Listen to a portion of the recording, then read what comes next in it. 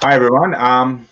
Welcome back for another chat over Dram, and this is something quite special. A lot of you, obviously, on LinkedIn, if the video is going there, will know who Tomek is. But for people watching on the 8 p.m. channel, Tomek is the guy who writes all of the funny memes. Everything you see, gin-related, wine-related, whiskey-related, all the stuff you're giggling at, all of our amazing social media stuff. It's because of Tomek. Hi, Tomek. You good? Hey, mate. I'm awesome. I'm very pumped. I didn't sleep last night because I was so stoked to be here tonight. So thanks for letting me join you in. You're always welcome, mate. You're always welcome. How's your day? Yeah, good. Just got off a phone call with a restaurant up in Auckland who's looking to take advantage of next week's alert level. So we're trying to design an app for them. So yeah, pretty exciting times. And just been literally working 24/7. I think everyone has, right, who's in business. It's been pretty crazy times. Yeah. And how's your lockdown been so far? Because you've got your elderly father living with you. Yeah, so my dad, who owns Eugene Garden Services, who also works full-time 9 to 5 at a fitter and turner business in Frankton. So he's literally working as much as me, which is awesome because I get inspired by that work ethic. He's with me at the moment. He's literally in the room next door and might pop in all of a sudden after drinking great wine that you're giving us tonight. And my cocktail. Yeah, but you haven't been from our chats. I've gathered you haven't been going out much. You have been managing the social distancing really, really well, which must be hard for you because you are a very social person. Yeah, exactly. I have been. Yeah, I've been. I think the first week was kind of like panic, right? It's like, how's it going to unfold? We don't really know. Are we all gonna, get it or something like that? So I was quite scared, I guess. And I think as time's gone on, I think I'm still kind of like on edge. But I think with the Rotorua shopping centre just down the road, it's quite handy. But also, just making sure that everyone's following the actual rules, right? And I am very social. I get a lot of buzz from like many people like you in a cafe and being like, let's do this and let's do that and let's grow your business. And I get a lot of energy from that. And being inside of my bedroom right now is kind of hard.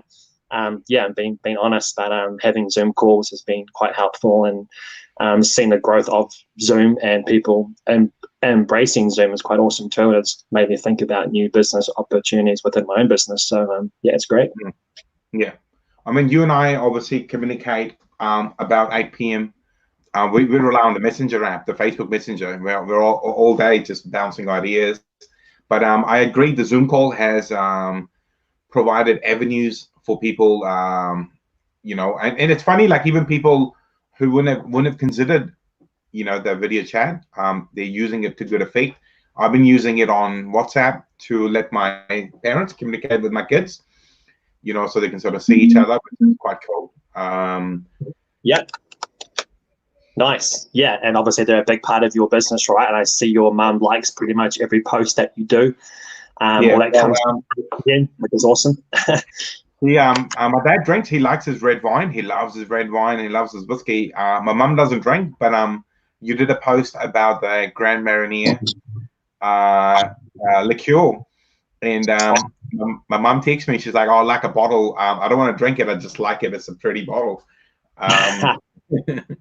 Love it, mate. Yeah, I think that's the power of social media, right? Too, right? If you see a pretty photo, people tend to be like, "Wow, I want that," or and they trying to look at it, and then it's quite exciting to spend time actually making those pretty photos. And people, I don't think people sometimes realize, the amount of effort that goes into getting those photos too, right? Like it takes time and energy. And I think there's a lot of people who are kind of unsure about how to even get a pretty photo too. So I think, there's lots to learn about that process. But your mum obviously appreciates a good photo, which is awesome. And I'm sure she's got lots of them too, right? Somewhere. Yeah. I specifically wanted to talk to you about the post you did for us with the lady in the PJs. which is getting. Oh, yeah. I think if we were in the business of selling PJs right now, we probably could have made a few coins. But while you explain the logic behind that photo, I'll just bring it up for people who might not have seen it. Yeah, perfect. So what was your logic behind it, sharing that particular photo? Yeah, my logic, essentially, what I've done lately is for quite a few of our clients is we've actually got this new app that actually can assess which wine ads are the most popular in the world. And so there's like lots of, I can see that. So the wine PJs, yeah. What's the reach on that post? It must be like what about now? 59,630 people have seen that post now. Yeah, which is nuts. It's nuts. It's obviously, it's got quite a few sales too, right? Which is awesome. Yeah, definitely. And it's getting a lot of, you see them as well. We're getting a lot of messages, people saying, where do I buy these PJs? And like, I'm very sorry, we don't sell PJs, but we could, we could get you some wine if you like, but it's just, I agree on the comment made. Power of social media. It's just and strong imagery, which you believe in, obviously, and you help your clients with it. Can I ask you a little bit more about Adamas? How long have you been running Adamas, and how long have you been back in New Zealand now? Because you were overseas for a while, and now you're here growing Adamas. Yep, you sure can. So I came back from London. I actually went there for 1 year and then came back and then went back again. And then came home. I did a teaching stint. So I'm a teacher by qualification as well as a business qualification. And then, I came back and I was actually playing video games at home and trying to find new ways to make money. And I just stumbled across this idea. Like my brain was like, man, I just really want to help people grow their business. I don't know what happened. It was just like one day it just entered my head. And obviously, like even going back further, you kind of know my business background, right? So my first company on Trade Me and all that. And then, I think Adamas just blossomed from seeing people struggling with social media. There's quite a few business coaches out there already. So that market was quite saturated. Very hard for a young guy to get in there and do stuff. So I had no experience and nothing. So it took me 6 months to get my first client through my mum, which is quite fun. And then, I think Adamas is like we're in our 4th year of trade now. So we've obviously jumped on LinkedIn from a very early onset. We've got 10,000 people on our page, just going nuts. It's been a very long slog, for being honest. People don't see the hours right, like even your hours going into 8 p.m. I just love all the work ethic that you do and others do to grow their brand. As a CEO, you've got to drive it, right? You've got to be the face of it, and who knows where we're going to end up. But Adamas, it's just really we've morphed in lots of different directions through experience. Through our client base, just really trying to figure out what people want and what's out there on social media. So we've got a very open mindset. So if we see a platform, we just jump in and be like, okay, how can we put your brand in this kind of social media channel? It's taken a long time to get where we are. And obviously COVID's done a massive setback, but we've seen the opposite too, right? With new people being like, okay, how can you help us, get post-COVID and get stuck in and all that jazz. So I think that but this wine's going quite well. In terms of small business, obviously a lot of your clients are they have that entrepreneurial mindset, but the number one thing I've heard from you is around people not sort of letting go of certain arms. Like in our case, you do the social media, you run it. Obviously I chime in when I can. If something new comes, but how have you seen that in terms of small business owners, who sort of that one-man band, or they just sort of want to control everything? So each entrepreneur I've seen is different. Like they've got their own personality, right? Everyone's their own unique person. There are some similarities in terms of like traits and all that. And I think the number one thing at the moment is being open-minded, so a very all these small business owners, they get to the stage where they're like, they need help. because they get overrun with trying to do everything. I think when you first start, you think you can do it all. Even myself, I had that very strong ego of like, I can do it all. I can do this, I can do that. And then you just get swamped, and you reach a point where you're like, okay, who is out there that can help me grow? And the consulting world is massive, as you probably know. And so we just see a lot of small business owners they don't have the time to really manage their social in a way that they know that they should be. And then they also don't know the knowledge sometimes too about even the ad campaigns, as we've seen with 8PM, right? We've got like 1 million ads running currently. There's so many opportunities and so many different kind of ways to target your audience too, right? So I've seen a lot of small business owners get overwhelmed with the pace of social media. Plus, they want like an actual life, right? You know, I mean, you work 9 to 5, you want to go home and be with your kids. So we've got a lot of clients who just got new kids now, and that's the last thing that you want to think about is how to grow their social media when they're trying to like have good quality family time. So they're just like, hey, look, you know, here's our page, do what you want, here's your budget, here's our goals, can you please help us? And we're like, yeah, let's build a plan and let's go for it. And nine times out of 10, it's pretty powerful. And so I'm just really thankful that people trust us, right, with the brand. It's quite, obviously your brand is everything, I guess. It's the face of your product and the face of your service, and social media is the best way that I've seen to put your brand out there.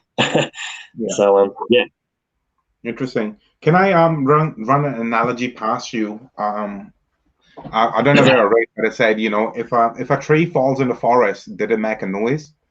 And to tie into if you do a social media post without the followers, is it actually social media?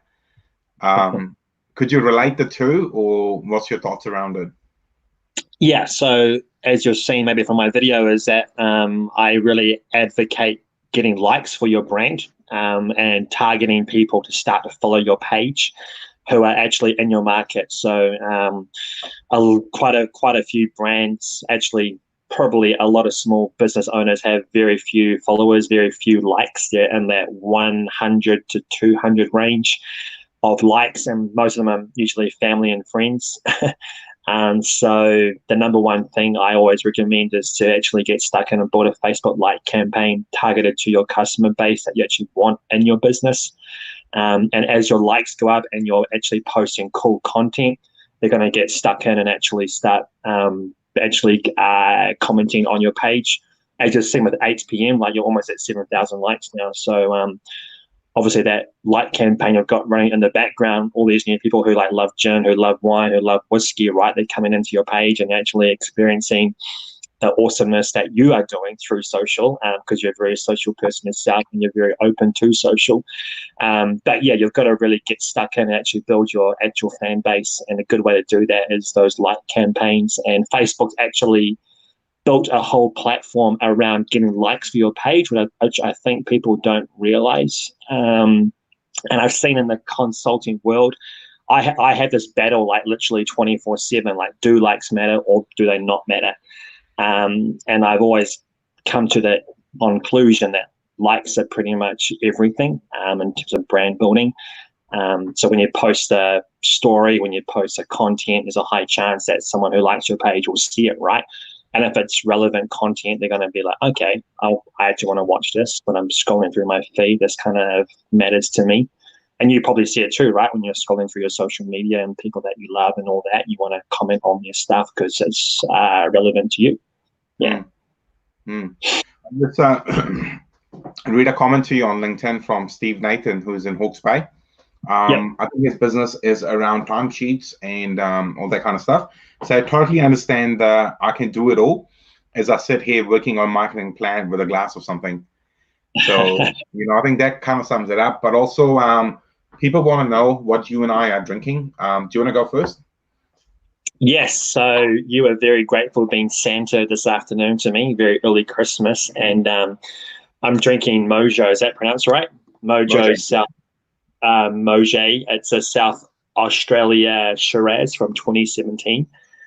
Can't see any labels on it, but it's amazing. I love it. It's very, very smooth. And I'm going to correct my pronunciation on this one, eh? Like it's Let's see. Go on, try it. Glenmorangie. Yeah. I say Morangi, but everyone does it differently. Glenmorangie. Right. Yeah. So this is a beauty. So obviously, I'm still relatively new to whiskey, as you probably have put into that bracket. You probably don't think I drink that much of it, but I do love it. And when I get a chance to drink it, I'm all for it. And I can't wait to get stuck in. But you do like your red wine, obviously. I've learned that about you. But like I'm intrigued by red wine. I couldn't talk about it for a long time, like I do with whiskey. You know, a good friend of mine, Kenny, he loves his red wine. He talks about all these amazing, expensive French wines. He will occasionally send me a bottle, and you know they are so good. But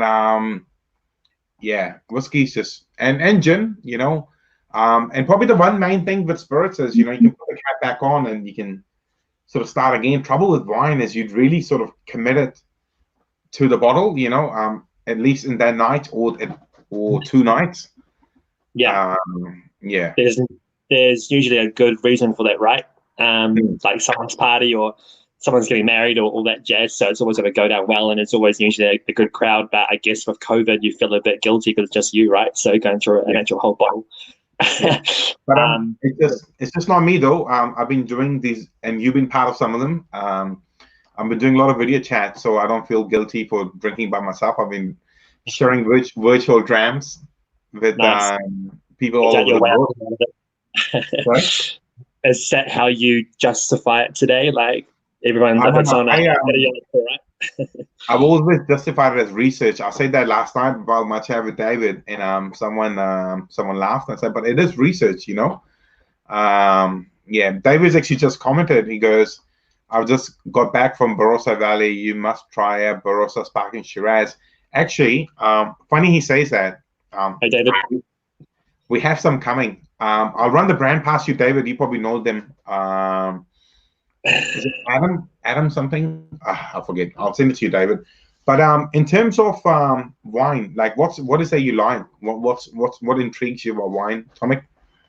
If I'm being honest, whatever you put in my mailbox is usually the number one go-to. I drink whatever you provide, mate. And I mean, to be honest, I'm Polish, so we've been through so many wars and we've been conquered like 24/7. So I'm of the mindset that I'll eat and drink whatever's put in front of me. That's my that's how I do business and that's how I do life. And that's how I drink too. So if it's $1 or $1,000, I'll like drink it. And I can't help it. That's just who I am. And I find it very hard to distinguish the taste. But my uncle, Brad Banducci, who people on LinkedIn might know, he used to own Cellar Masters, and he is now the CEO of Woolworths and Countdown. So he's always forever putting wine in front of my face, and I just appreciate if it tastes good, then I'm going to drink it, right? I'm not too fussed. And 100% of the time, alcohol seems to taste good. So I think it's like we all. I mean, I'm 36 now, and I've been drinking for a while. I feel like an old man, tired old man. But I probably about 10 years ago, I started drinking alcohol for the alcohol, and the flavor and the smell thing kicked in. I think it might have been around when I was 28, when I had my daughter. And I remember I got gifted 2 bottles of Johnny Walker Blue, you know, when she was born, and I was blown away. I was like, wow, thank you so much, you know, this and that. And now I spend a lot of my time talking people out of it and giving them something of equal value that will truly blow their mind. But I think it's everything like you know, I've learned from you. There's things you're learning as well. Your appreciation for things grows with time, and liquor is the same, you know, but sometimes it doesn't change because people remain drinking $10 SAV for the rest of their life because they don't care for it that much. You know, for them, it's just I have a glass, I've relaxed, it's done. Correct. And I find that if a brand tries hard to win me and it tastes good, then I'll probably stick with it.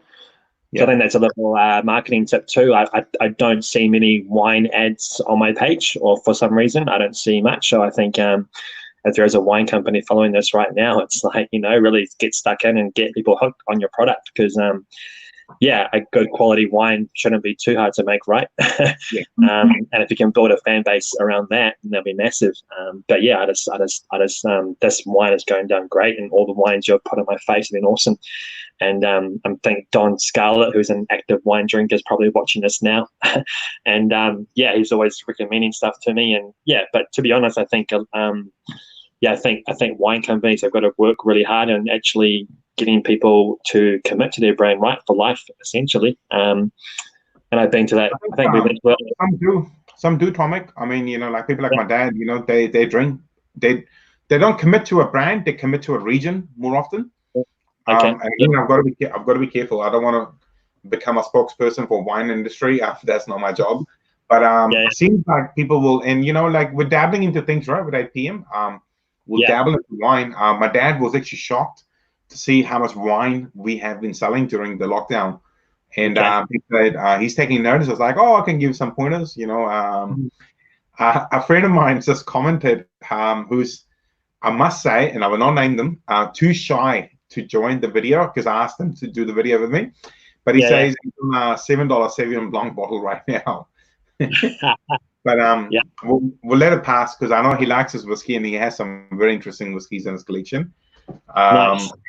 And Steve's just commented on LinkedIn again that he's looking forward to having me in Hawke's Bay. I was actually supposed to go there, host a function at the end of March, but obviously it all changed very, very quickly.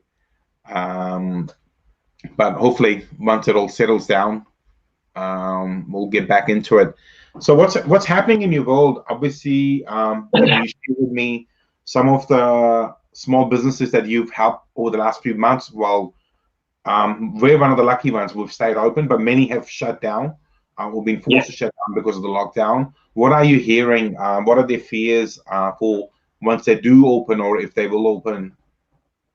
Yeah, I think the main thing is, like, obviously, I've got a lot of beauty and hair clients, so I think a lot of them are in malls. So it's quite hard at the moment because obviously the malls are shut and they're going to be shut for quite some time. And also the beauty, I think the face-to-face contact so close, right?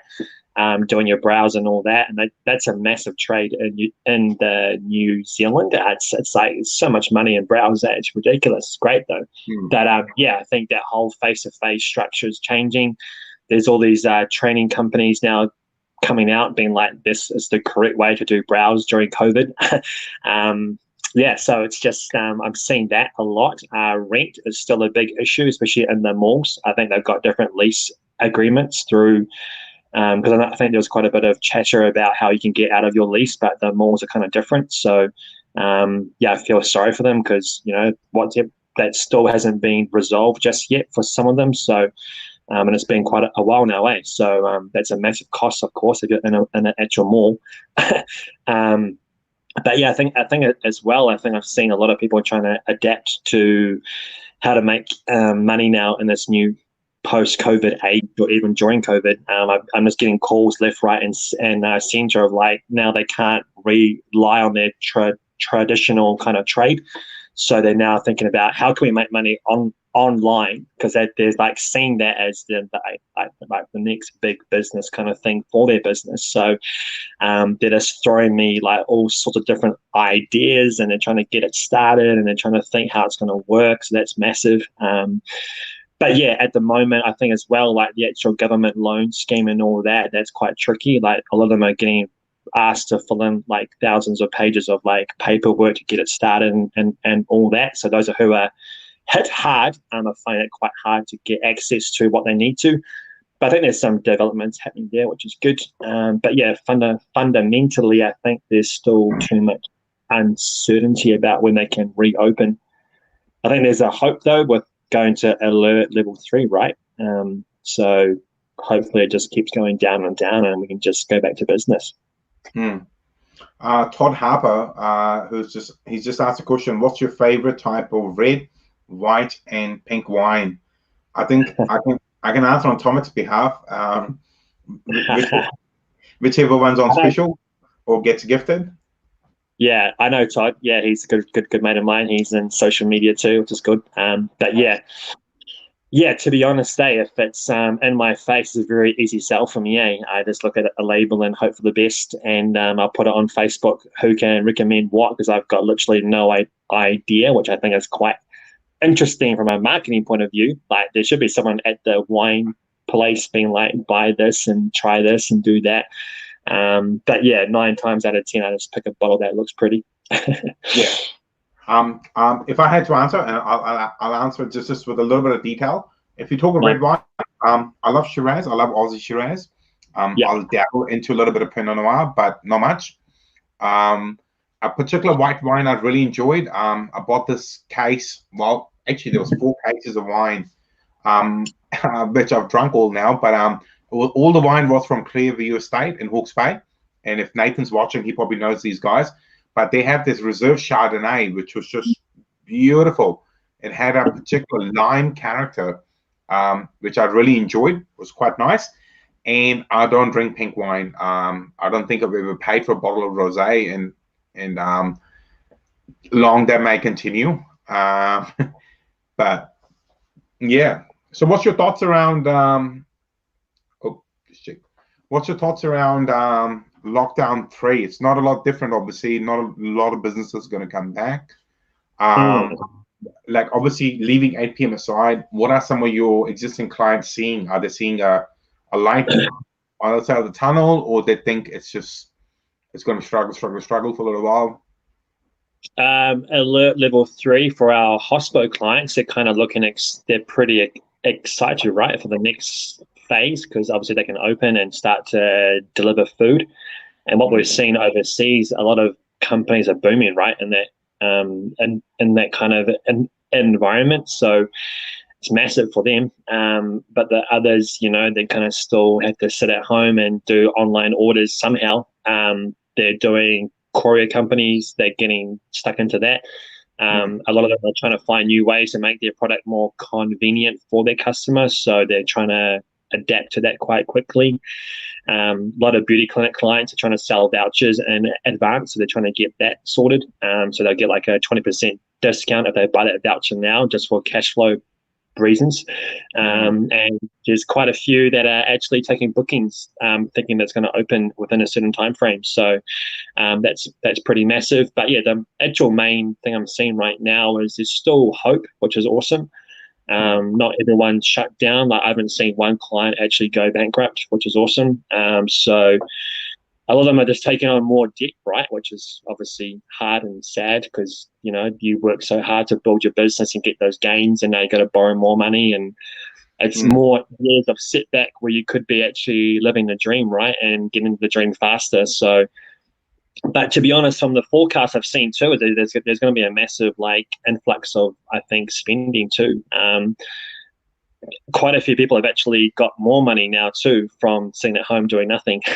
So once they can go outside again, there's going to be maybe actual cash gain, I guess. But I think the main thing there is actually, how do you structure your business for that gain too? Like in terms of, do you open longer, or do you people need their brows done, they need their things waxed, they need all sorts. So yeah, it's going to be interesting to see how they adapt to that environment.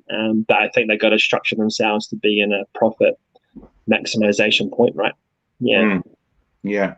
Well, the thing is, I think there was a comment today. I forget. There was an article actually I read last night from Jared Kerr. He's the lead economist for Kiwi Bank, I think. And he wrote a piece in the Stuff article around, how his idea was for the government to give $1,500 in cash to every single Kiwi, right. And which will just kickstart the economy again. Obviously, the government has no money. They will probably go and borrow it. But his idea was to give everyone the cash. So, well, you know what people do with the money, they'll go spend it on something. So, yeah. Yeah. Are you asking me what I think about that? I mean, I'm sure you and I will be happy with free $1,500, but yeah. Yeah, I think it's personally, it's quite a broad kind of monetary policy, right? who knows what's going to happen with that 1,500? Or people might save it. I think right now there's probably two mindsets. There's one who's like, yeah, cool, I'll go spend that, and there's one who are like, I'll save it for post-COVID, because people, like, there's two camps, right? People are like, it's all going to be fine, and others are like, they're kind of freaking out. So I'm just unsure. Like, I would like to say that's a great idea. I just don't know. But I think I'm always positive, and it's like, yeah, that's great. Let's go spend money. But I think ultimately is like, where does that money go? Does it go to like 5 different small businesses, or do they go buy a brand new TV from Noel Leeming and they make all the money? So maybe maybe like more structure around that. It's like, hey, here's a voucher for this and that, instead of like, here's a lump sum payment. But I guess it's going to be hard to monitor that, right? And give everyone all that juice. So I think fundamentally it sounds cool and it sounds great, but the end process is more borrowing, more debt. Is it really going to make a difference? I guess maybe it could be more like means tested, like, what do you actually need? How can we help you, kind of thing, and go through that long process instead of like, hey, here's a lump sum, go do what you want to do with it. I think literally I think Jared's chain of thought, and I messaged them on LinkedIn, and then she said, hey, I like this commentary. I think it had merits. And I think his thinking was, like, if they want to spend the money, let them. That's exactly what we need. 5 million keys was multiplied by $1,500. You are putting that money out. Obviously, the government will take its GST cut straight away out of it. But you kind of just stimulating things a little. But it feels a bit weird. I mean, like, we as a family are not spending a lot at the moment.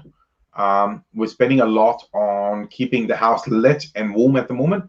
It's getting a bit cooler, and kids are home all day. And also the bill. We should have created like a item line called snacks, which obviously I'm a big consumer of. Because we have a little bit more time at home, and everyone's attacking that a little bit. But we're saving money on so many things. I mean, in the last month, I would have saved easily $1,000 on coffees alone.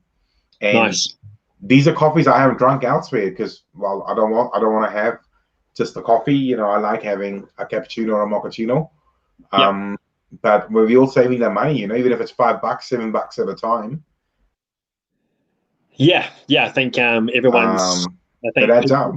Like you, who are in that kind of bracket, right? And someone like myself, who are a bit more kind of like, we've still got a business, we're still functional and all that. It's been great. We can save save up, and I'm sure like you and I will probably go back out there and spend a bit of money in the small business market. I guess because we have to wait and see what the actual effect is, and I'm hoping that people will go out and support. But yeah, I guess the time will tell, right? As they say, and I'm always very positive, but I think this time I'm kind of like cautious, and I don't want to say that, but I just don't know, and I just want to hope for the best.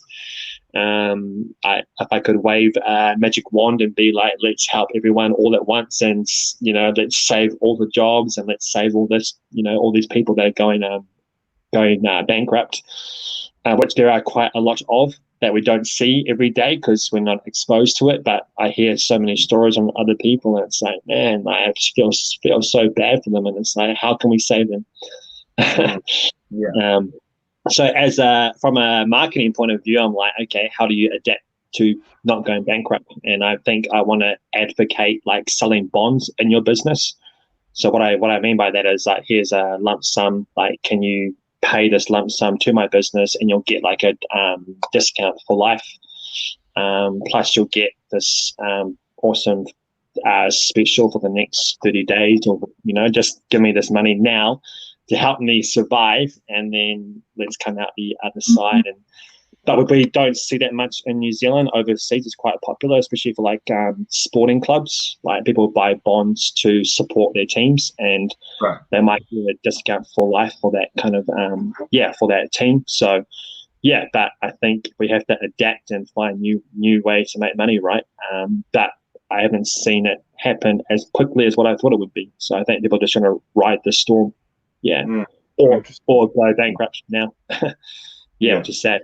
Yeah, Well, I think there are businesses that are struggling, and probably it's weird. Like, I mean, I saw some comments on LinkedIn today around, how a certain person made some comments around, how businesses that can't survive a month of shutdown are probably, not viable in the long run. But, I mean, I disagreed with that comment. I don't know who made it. I don't want to comment on that too much, but it's like, if you are the business that makes coffee, and we've seen in Hamilton on Trapper Strait, there's 3 or 4 coffee carts, every morning, and they work for the 3-4 hours. So if they're not allowed to open, what are they supposed to do? They're really stuck. If people are not coming in every morning buying coffee, good friend of ours own amazing hospital businesses, very successful, but overnight shut down. So it's very hard. One thing I liked, I saw in Australia, I don't know who's driving it, but this guy was saying, he basically puts $1 towards some charity or some social cause that looks after the bartenders and the bar staff. So for every drink you're having at home, they put $1 towards like a tip service or something. I don't know, and I don't even know how the money's redistributed. I just thought it was quite a cool idea, if it. Yeah, I think those ideas are awesome, and they should be spreading across social, and I think business owners need to take advantage of those ideas, right? And not just, I think that's what I meant at the start of our phone call today, is being open to those ideas and making them go, like, flow through your business. Yeah. What I'm seeing now, I think it's quite common in the Kiwi mindset, is to be quite close to spreading your brand, spreading like new things. People are reserved in New Zealand for some reason. I've seen it like everywhere, and I just don't know why it is. Me personally, I'm commenting on everything. I'm open-minded. I'm spreading stuff.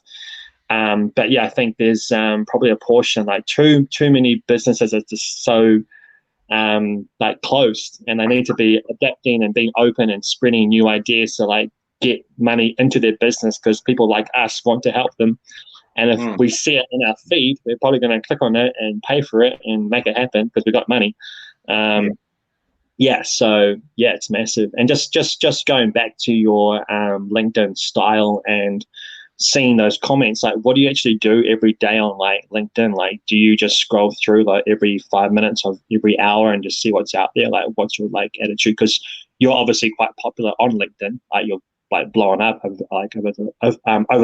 over the last few years, and I just maybe like there could be some takeaways for people watching it on how they can do LinkedIn. But thing is, LinkedIn for me it's kind of like an accidental exposure thing. I think one day I just started speaking from the heart, and it kind of resonated with people. I share my frustrations probably more than the wins. The wins are very far in between, right? Otherwise, it's not a win; it's just life. But I spend very little time reading LinkedIn. Probably just 2 or 3 times a day, I will scroll through people's content, and I will always comment. I think like is overrated. Just on the post, I mean, not the Facebook like, but the post like is very overrated, because that means. But I'll try and leave deep, meaningful engagement. Especially if the content is good. If you're not putting thought into the content, it's very different. I mean, I still come across people, and it surprises me, especially on LinkedIn. It surprises me, they will start by saying how many connections they have, and I'm very, very protective of who I connect with, because if I'll read their profile obviously first. I don't accept, and if I think I'm not going to be doing business with them in the next 1 to 5 years, I just don't want to connect with them. But just as a rule of thumb, I'll connect with every Kiwi, because you never know when you might come across them. But I don't really want to be doing business with people in States and UK. Maybe it's not something I'm interested in. Just so you know, our good friend Jumper is waving at us. I hope he's watching. Yeah, and Mike Romero, he's a big Jack Daniel fan, and loves his meat. Hopefully, if you're still watching, Mike, I would love to work with you in some regard, like a bourbon and a meat. Sort of, I can just see it happening. It'll be just, we can tie iguana in, that we just Why beautiful not? because Lalit loves his barbecue. We did Yes. a Jack Daniel tasting there many moons ago, Yeah. and that was a big night, mate. I mean, we ate our hearts out. It was just beautiful meat and seafood night. Yeah. So what else you want to talk about, mate? I'm driving. I always end up driving the conversation. What do you want to talk about? What's Yeah, if I'm being honest, say I find your LinkedIn style very curious because I think LinkedIn's a massive driver for your brand. From my point of view, like you're probably like one of our few clients who's really going hard on it, and you've got like such a massive profile. I'm just thinking, like, is there a reason why you don't like share someone else's post just to put you on the spot? Because like it's always like your post going out there. yeah. I'm just curious about your kind of like. But the thing is, like, I'll give you an example. There's something that went out today. We're doing it like a little fundraiser for Anzac, and good friends of mine, John Mabry and Suzanne O, are driving it. And I forwarded it to some other friends to share, and he turned around to me and said, "Why haven't you shared it?" And I said, "Because I only share on LinkedIn. I try to do it twice a day because I've been reading a lot into how people have been writing the algorithm, and my key takeaway is first thing in the morning and that sort of early evening, and obviously at the moment we're doing these lives as well, and I don't really want to share anything out of that. I never share anyone else's posts.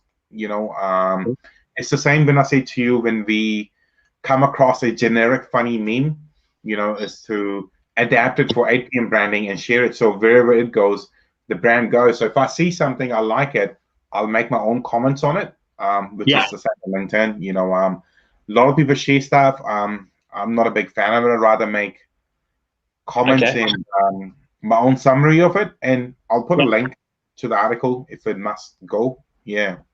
Nice. And as with LinkedIn in general, like, do you bookmark any profiles? Like, do you just wait for your feed to like tell you what's out there and scroll through that? Like, do you follow someone? I think the algorithm rewards me in terms of my newsfeed. People who I'm engaging more with, their content just turns up, which is quite brilliant. It's funny, like a lot of people still. I would never claim to know what I'm doing on LinkedIn. I'm just sharing content. It's kind of like the Facebook as well. For 8 p.m. we don't know what we're doing. We're just trying.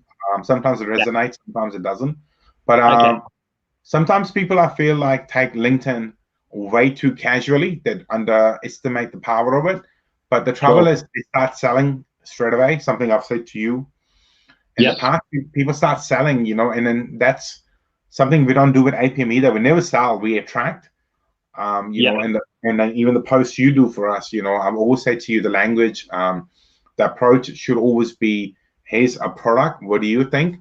And this is how you could get it. I've never been a fan of direct selling, because I don't like being direct sold to. Never been a fan of it. And that kind of personality is like you, right? Because I've got clients who want to go like, boom, let's go sell this now. Let's message this person on LinkedIn for this kind of product and service. Let's buy it today and let's sign them up tomorrow and let's make some money like the next day. And so it's very interesting how you've come to that personality style. Like, is there like some sort of like reason for that? Like, did it start somewhere, or is that just how you just can't help how you feel? Well, I think it's easy. It's just how I am. That's it's literally, it's I don't know what to call it. There's no game behind it. It's just putting the best foot forward. And if people want to do business with you, like, I mean, you see some of the comments we get and some of the messages we get on 8 p.m. There's a chat I was having with a gentleman the other day. He was telling me how he loves everything we do, and how 8 p.m. was highly recommended to him by a friend. But something he wants from us is $8 cheaper elsewhere. And my reply to him is, right there, I think you should save your money. And the person was astounded. When I say that, I think they were hoping that I would say, oh, nah, we'll match it or whatever. I say, nah, don't worry about it, just buy it somewhere else, you know. And that's not me being arrogant because we have too much work to do. It's just the reality is there's a point in business, you know, and you've seen that, and I've heard you say that sometimes, you know, there's like a tipping point, you know, where there's a cost of doing business, and we're not big corporations, you know, who can sort of go below that threshold. Otherwise, yeah. Nice. So sorry, go on. Yeah, I was just curious. Say, like, how do you perceive 8 p.m.? Like, how do you, like, if you were to talk to someone in like the elevator pitch, you know, like, how would you describe 8 p.m. to someone in like less than one minute? See, quite often, if I'm in a situation like that, it's quite often people say to me, "You're the whiskey guy," which I love, right? And I've spent 3 years building that up with no marketing money on that in particular. But like, if anything, I'm almost embarrassed, you know, if people ask me, "Oh, you're 8 p.m." and I'll acknowledge that, and then I have nothing to sell to them because we've done everything right. We've chosen good products. We've made them available. They're at an honest price. It's not the cheapest, but that's not what we who are. But, you know, I would never convince someone to do business with us. You know, I'll try. Like, that's why I like doing the tasting nights, because you know, it adds that dimension, because we are an online only business. It adds that dimension. David's just commented. I don't know if you can see it. Whereabouts, on Facebook or LinkedIn? Yeah, Facebook. Here we go. Something about Uber Eats. Oh yeah. Yeah, book and order. That's another website that our hospital clients have signed up to. Yeah. Can I just interrupt there quickly about whiskey and go into hospo for like literally 1 minute? A lot of our hospo clients are signing up to like every service possible because their cash flow is just smashed, right? They've got nothing. And one of our clients is actually on Victoria Street in the city, and his son actually lives on the second story of the actual inside the actual restaurant. So that just touches my heart, like, because I'm an ex-teacher, right? I love kids, and just seeing that and seeing the actual business suffer. Like, these guys need money from every direction possible, and if it's Uber Eats, if it's book and order, if it's something that's going to give them an extra $1 to make them pay rent and make them, like, you know, whatever, like, we should be open to that. So appreciate David's link there. It's awesome. So I think spreading those kind of thoughts and links, and I think they're kind of like coming together. Like, I think that's massive in the city right now and across the whole country, which is awesome. And I've seen that with your brand too. People are just like flocking to supporting local, and the actual amount of new customers you've gained, right? Like, have you been like, what's your thoughts on that? Like, seeing 8 p.m. tagged in posts and groups and all that. But that's still pretty good. It's good fun. But I've not enjoyed all the conversation and engagements in the last 3.5 weeks. Some have been rather poor, as you know. People are frustrated, and I had an interesting chat with, and I posted about it on LinkedIn, with Ken. I can't say his last name, Ken. People know who they are. LinkedIn people know who he is. I had a good chat with him, you know, the day I was quite wound up after the gentleman that had a go at me and called me a con. And I took that quite seriously, you know. It's just like, what do you call me? He suggested, you know, that obviously I see 8 p.m. as a lamb of mine, because, you know, I work so passionately on it and do care for the customers, you know. Obviously, it's driven by that, but it's turning into quite a lot more now with wines and craft beers and all that kind of stuff. But you know, I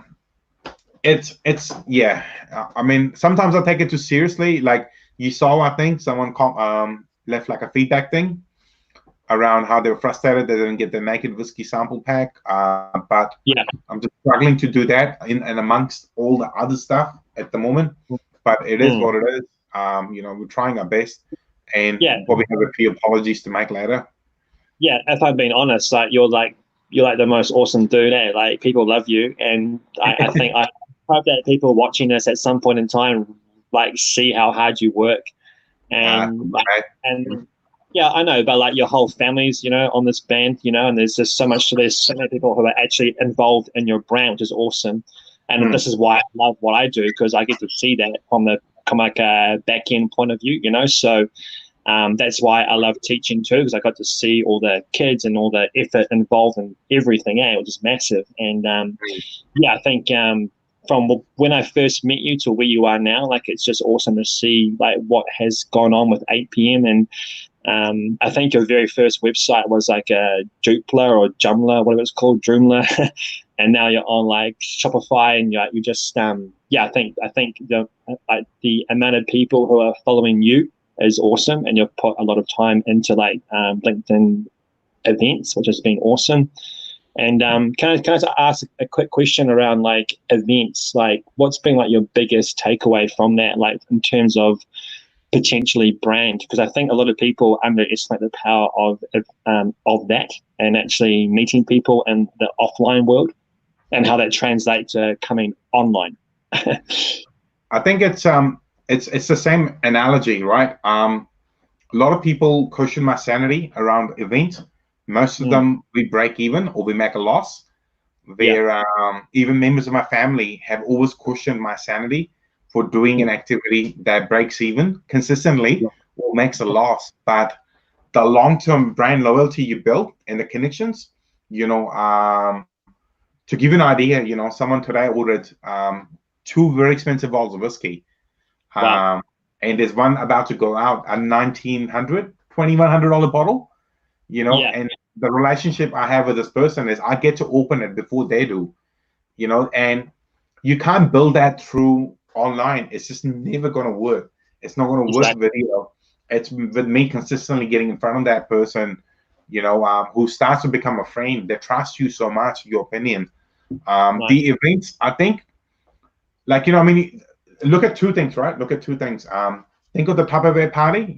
There's a desperate, very small business mentality that I must make a sale. Otherwise, this was stupid. I'm drinking wine with all these people I don't really want to hang out with.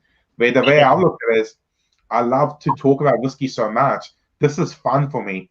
And if a sale happens, that's fine. Trevor, a good friend of ours, he gets frustrated that I don't have order forms, and it's just like, I don't need one. They'll buy one. They'll buy something when they're ready. Just a couple of things. Good friend of mine, Richie Jenkins, who I need to get on this as well. One day I'll ask him. He might be keen. He said, sorry? Yeah, I've met Richie before. He's awesome. Yeah. He just commented that he wants to get me back on the golf course. Richie, I'm going to forward you a TikTok the minute this video finishes about this guy playing the best front foot shot on a golf course and getting it good 150, 200 yards. I think I need to perfect that shot because I'm not good at golf, but I can play a good sort of cricket front foot shot. And someone's asked a question who doesn't want to show their name, and we could take a guess who it is who's a better poker player between the 2 of us?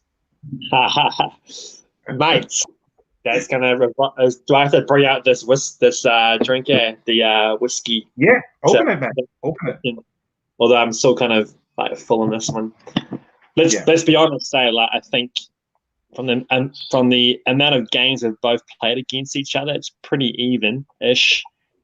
I think I maybe come out on top a little bit, like 5%. Have you? I don't know. I think we need an app that just specifically keeps score. We need an app that specifically keeps the score between the 2 of us. But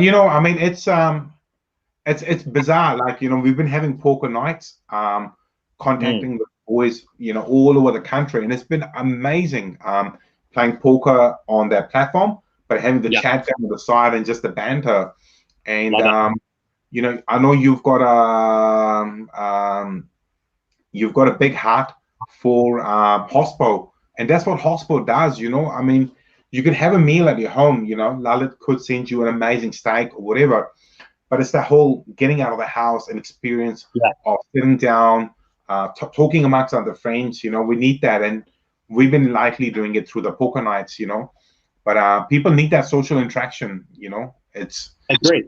It's massive. And I think Lala understands that very well, and that's why Iguana's like growing, I think, a lot over the last year as well, but we've been with them and helping them out through social. But I think ultimately, I think Hospo is just great, and this poker experience with the lads, I appreciate you bringing me into that. It's awesome, and getting to actually meet people for the first time over quite a long time, which I think COVID's been awesome at doing in terms of bringing people together, right, quite quickly. And I think we've all dropped our egos, and we've all just, been like, hey, this is this guy I talked to on LinkedIn, but never actually met in the real world or through virtual Zoom or whatever. So guys like Glenn, that I haven't really talked to much, but I've seen on LinkedIn for like years, and now it's just like, okay, everyone's like one big kind of family, right? Which is awesome, and I love that. And I think no matter if we're in the same space, it's all good. Like, we can't all help each other, but I think we can all give value to a degree, right? That we can all take it away and do stuff with, which is awesome. So I'm really loving that side of what we're going through now, which is great. And I think, but I think to settle the poker debate, I think we should just make that pretty clear about who's a better player quite quickly before Jumper gets any ideas there. No, it's actually, just so you know, it says it's Mike McCarthy who's been commenting. Oh, yeah? Yeah. Do you know Mike? Oh, Mike. Yeah, of course. He's a regular. He's a regular. Yeah, me and Mike had a big debate this morning about Uber Eats, and I'm pretty sure that we're both right, so that's good. But yeah, he's a big supporter of Eat Keg, of the keg room, which is awesome, and I love seeing customers so passionate about their local business. It's awesome, and I'm seeing that on 8 p.m. Like as you're growing, all these new customers coming on board and sharing photos of their gin and their whiskey. And I think maybe 5 years ago, people might have been ashamed of that, maybe. I don't know. But I think now it's just great how we can re-share customer stories on your social and boosting that post. We're getting, like, it's awesome to, like, see that. Love it. That's my biggest kick from social, is seeing people like Mike who love the brand so much that they'll share it literally 24/7. And if I'm at the keg room, I always see Mike there for some reason. That's great. Nice. He must have just come in before you. He wasn't there for a long time.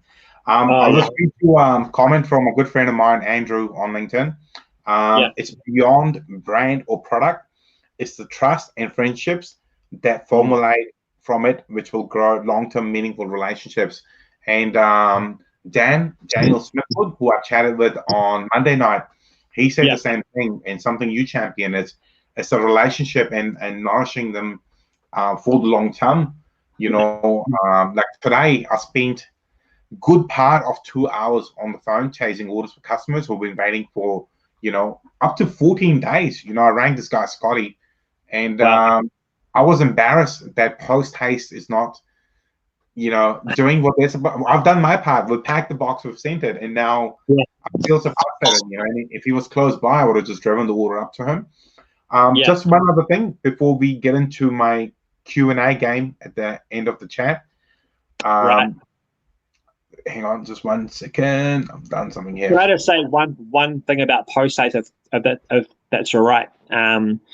I think courier companies now have got a massive opportunity, right, to like scale their business. It's huge. I haven't seen one ad on them on social at all. Like literally, I haven't seen anything. And I think they need to like work really hard on trying to help guys like you get the product to the customer quickly and getting constant updates. Like I'm just not seeing that at all. So if there is a courier company watching right now, it's a good chance to send you a text, right, and get stuck in. Okay. I can make some commentary around this, okay? So we've been in business 3 years, right? And we use a different courier company who, without even COVID, they stuffed up so much, which is okay. We all allowed mistakes. But what I find amazing is how little effort they put into gaining new business, because it seems they always seem overwhelmed. Even without COVID, they seemed overwhelmed with the work on hand. It's bizarre. It's beyond me, because I can order something from AliExpress and trace the package all the way from China. I can see every step. Yeah. But somehow magically a package between here and Vaiuku, which I could have driven myself in 40 minutes, disappears. Yeah. No one knows where it is. It's like, how is that possible in 2020, where a box this big disappears, and with a sticker on it, it's tracked.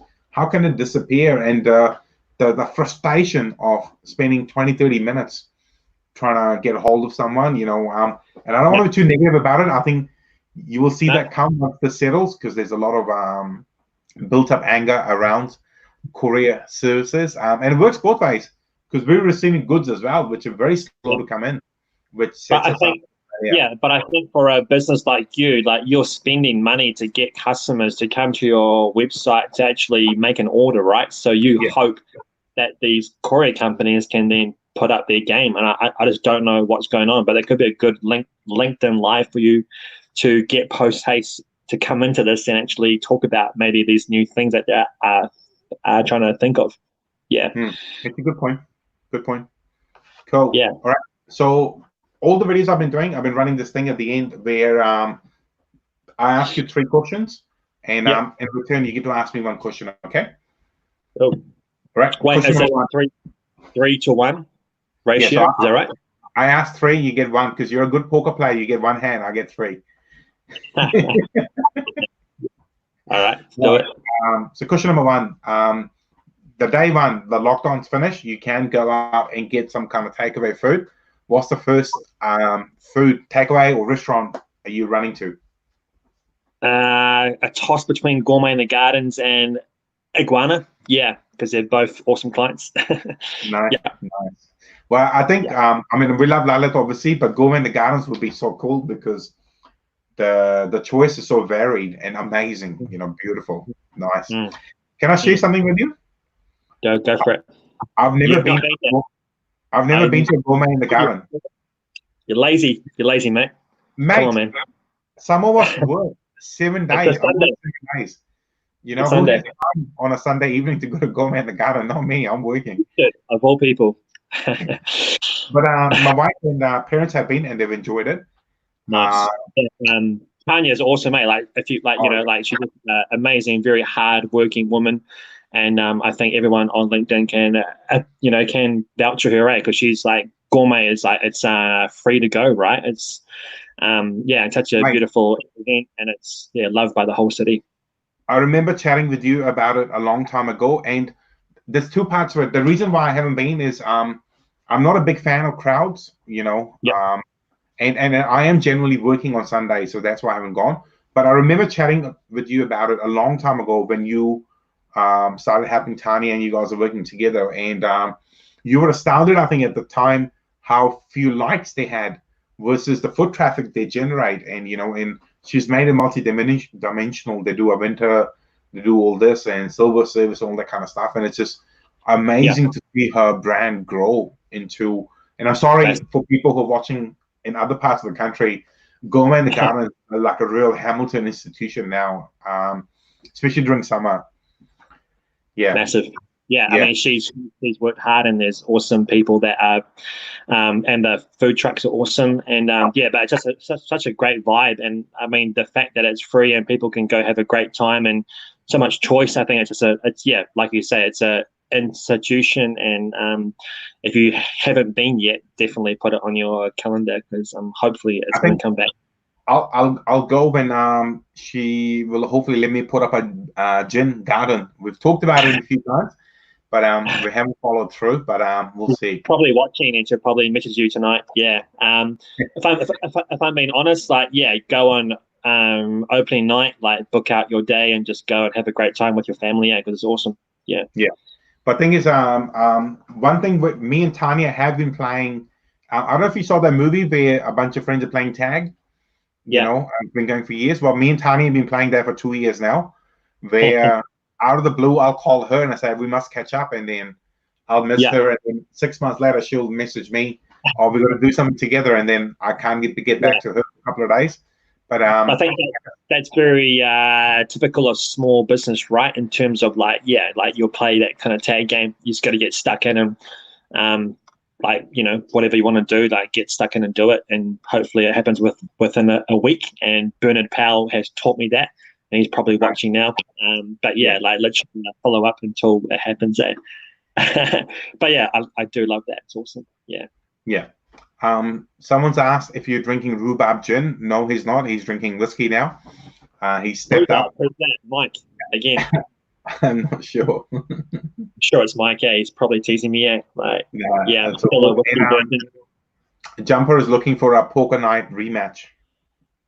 He's not invited because he's not good enough. Like he goes out pretty soon. Now he played for long when we had the Burns night. Right, I'm going to get you on to question number 2. What do you see as how am I going to word this? I've heard you. I care for you. I like your company. You look after us. What's your number one challenge onboarding a client? I'm not saying cold calling someone, but you work with them. You've shown them this is what we do.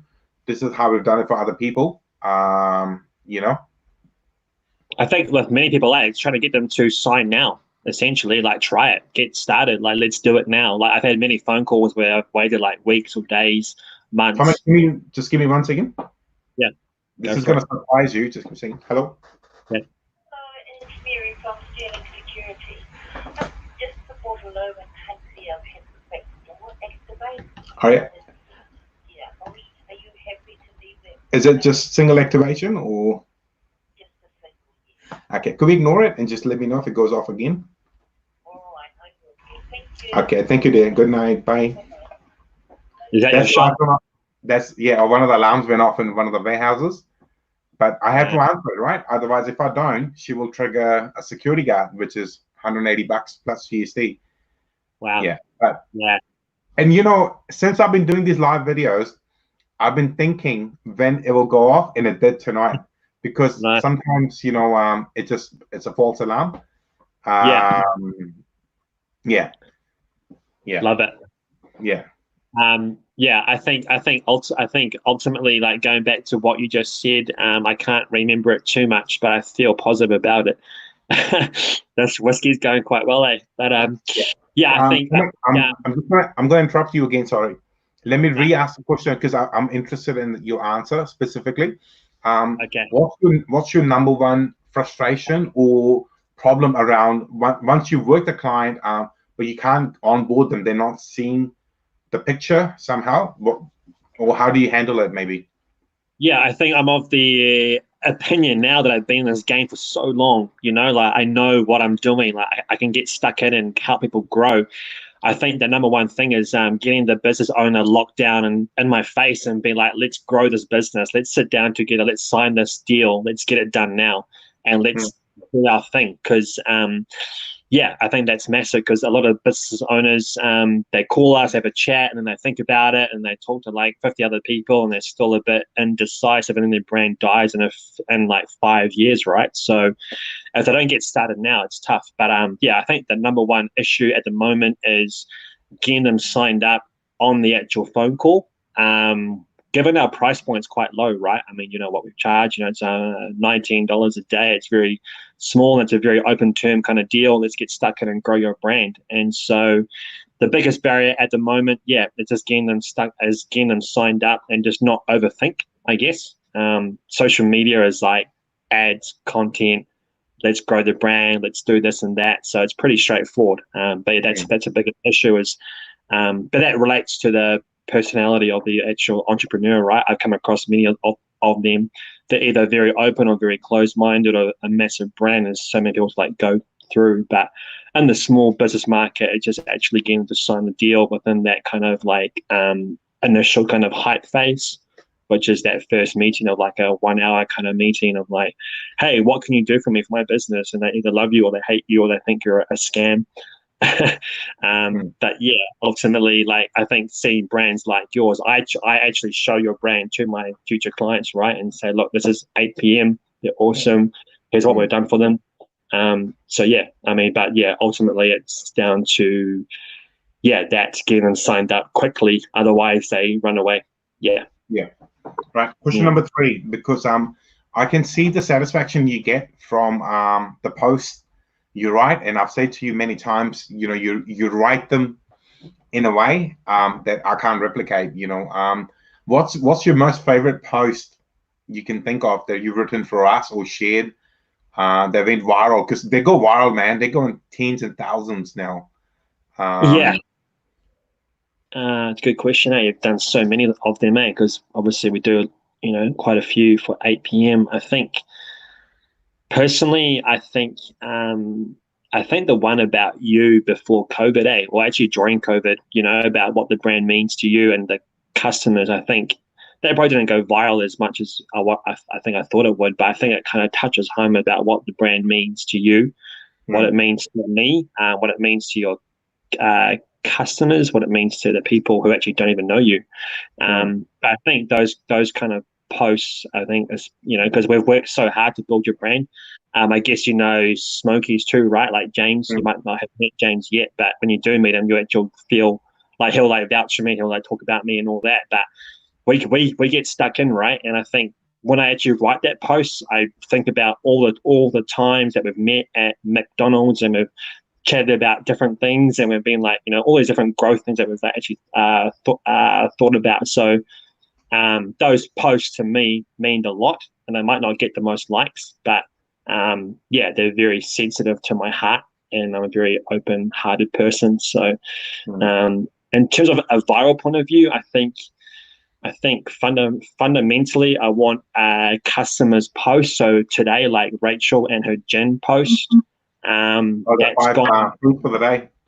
Yeah, that's beautiful. And she actually wrote that. I didn't actually write anything about that. I just put it in a way that would resonate with your fan base and boost it, right? So a post like that, I just love, because I love customers being involved with the brand. Yeah, so if you see that, Rachel's got like 5 different gins from different fruit and vegetables. And it's just beautiful. And I just love that, because I've seen that product work well.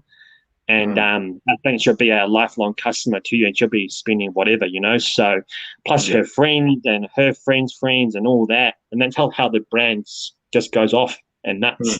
So we've obviously posted that on a daily basis too, right? Which is massive. Yeah. So those posts, I just love it. Yeah. Every kind of customer that I work with, every client, every business, I love those posts. So I always encourage putting customer content first and boosting that. Yeah. Interesting. Cool. Well, mate, that's my 3 questions to you. Now you get to ask me 1 question. Yeah, I think my question for you is like, what does 8 p.m. mean to you? What does it mean to me? Mate, it means the world to me, because I'm a boy who's been stuck under the Decker sign for, which will probably become 16 years now. I'm still stuck there. Like that phone call was literally a reminder of all of my struggles under that sign.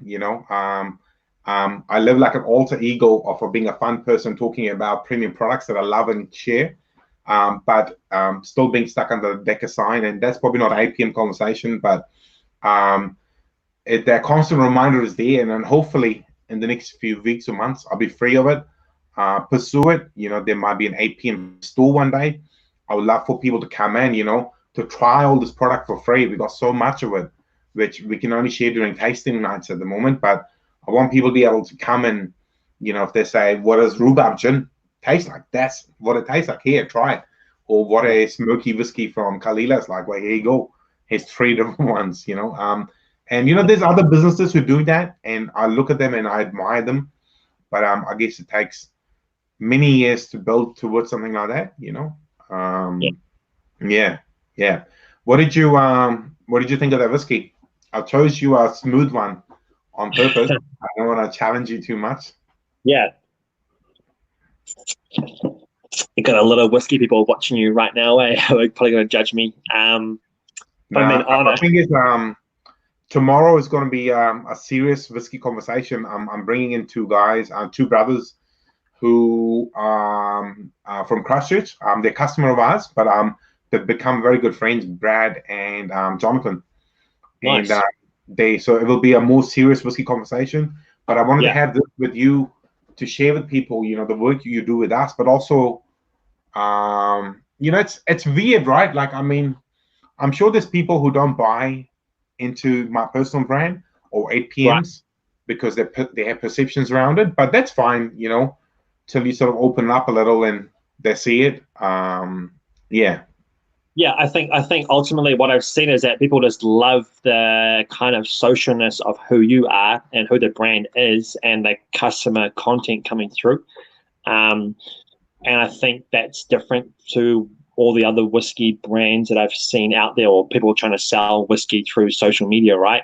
No one's doing live. No one's doing what you're doing now, like no one's putting in the effort, I think people love that kind of diverse nature to what you're doing.